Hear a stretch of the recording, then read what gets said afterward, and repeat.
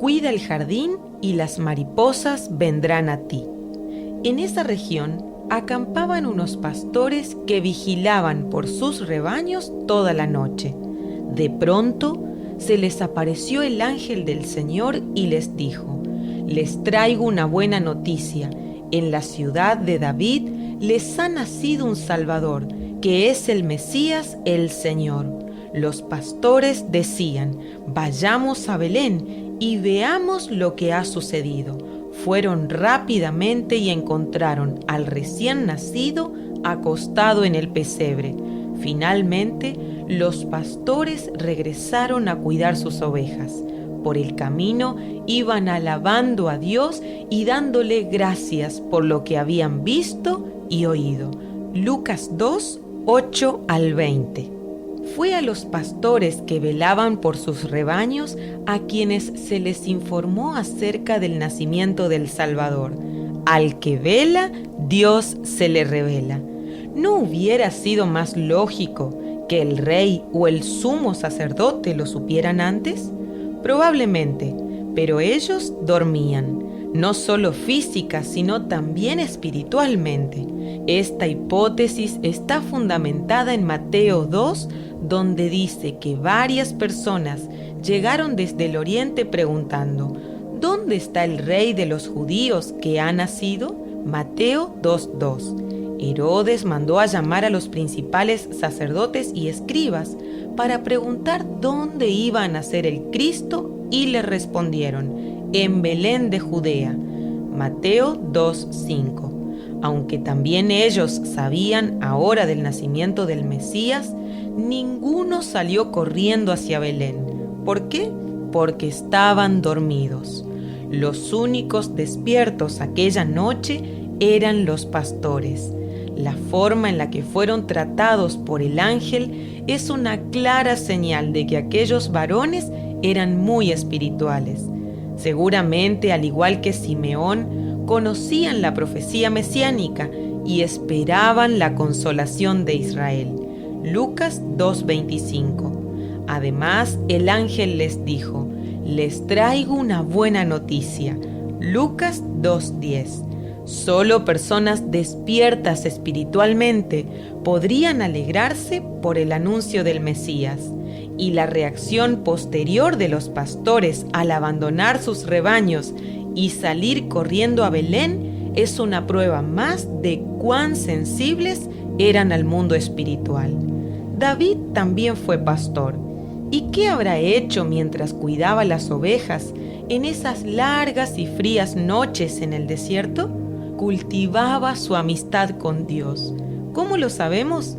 Porque fue en ese entonces que Dios dijo de él: varón conforme a mi corazón. Hechos 13:22. Nadie conquista el corazón de Dios pasando las noches en boliches o divirtiéndose en brazos de personas equivocadas. Lo más probable es que David orara y meditara mucho en las Escrituras. Honro y amo tus mandatos, en tus decretos medito. Salmo 119:48. Cuánto amo tu ley, todo el día la medito. Salmo 119:97. Meditar en las Escrituras es una disciplina espiritual que practicamos muy poco. Sin embargo, es un mandato de Dios. Estudia constantemente este libro de instrucción. Medita en él de día y de noche para asegurarte de obedecer todo lo que allí está escrito. Solo entonces prosperarás y te irá bien en todo lo que hagas. Josué 1:8. Observa la conexión que se establece entre la prosperidad y la meditación de la palabra de Dios. La meditación nos lleva a la obediencia y la obediencia nos lleva a la bendición. ¡Qué alegría para los que se deleitan en la ley del Señor, meditando en ella día y noche! Son como árboles plantados a la orilla de un río, que siempre dan fruto y prosperan en todo lo que hacen. Salmo 1:1 al 3.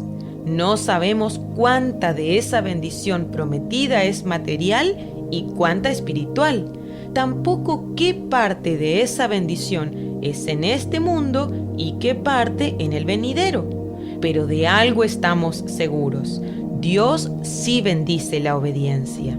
Es cierto que el término meditación nos incomoda porque suele asociarse con el yoga, la meditación trascendental y las terapias de relajación de la nueva era. Pero no tiene por qué ser de ese modo. El hecho de que algunas sectas utilicen la cruz no significa que nosotros deberíamos dejar de usarla.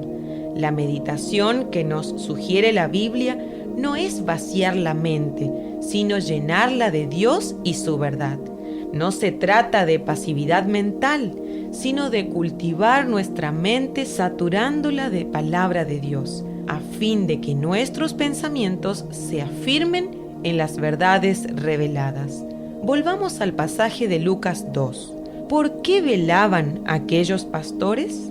Para no perder ninguna de las ovejas de su rebaño. Los animales salvajes suelen atacar de noche, cuando el rebaño está desprotegido. Del mismo modo actúan los ladrones. Ellos operan en la oscuridad, y de unos y otros el pastor debe cuidar a la manada. De ahí que no puede dormirse. ¿Acaso la Biblia no presenta a Jesús como nuestro gran pastor en Hebreos 13:20? ¿Y no dice también que Él veló por su rebaño? Mientras yo estaba con ellos, velé por ellos. Ninguno de ellos se perdió. Juan 17:12. Jesús vigilaba cuidadosamente su rebaño y por eso no perdió ni una sola ovejita. ¿Hacemos lo mismo? ¿Estamos en vigilia permanente? Padres, ¿están orando, ayunando y velando por sus hijos? Pastores, ¿están velando por la vida de los que componen el rebaño del Señor? Si lo hiciéramos, no sufriríamos pérdidas. La combinación de las disciplinas espirituales de la oración, el ayuno y la vigilia nos proporcionan una poderosa victoria frente a las estrategias del diablo. ¿Cuál es la forma más adecuada de velar por el rebaño? Cuidando nuestra propia vida espiritual. Advierte este hecho: los pastores no dormían con el fin de cuidar a las ovejas. El rebaño era más importante que su descanso. Pero ni bien supieron del nacimiento de Jesús, dejaron el rebaño para encontrarse con el Mesías. Solo una cosa era más importante que el rebaño: el Señor. Aquí yace una profunda enseñanza espiritual. Dios es más importante que su obra y más importante incluso que nuestra familia. ¿No crees que la mejor manera de cuidar la familia sea preservando nuestra vida íntima con Dios? ¿No crees que la forma más segura que tiene un pastor de cuidar a su iglesia es vigilando su propia vida espiritual? La familia nunca estará mejor cuidada que cuando los padres hacen de Dios la persona más importante de sus vidas. Y la iglesia nunca será más bendecida que cuando sus líderes viven en íntima comunión con el Señor. Además, existe un detalle en el pasaje que no podemos ignorar. El encuentro con el Mesías provocó en los pastores gran alegría. Los pastores iban alabando a Dios y dándole gracias por lo que habían visto y oído. Lucas 2:20. Y 2, contaron a todos lo que había acontecido. Cuando los pastores lo vieron, le contaron a todos lo que se les había dicho acerca del niño. Lucas 2:17 y 18.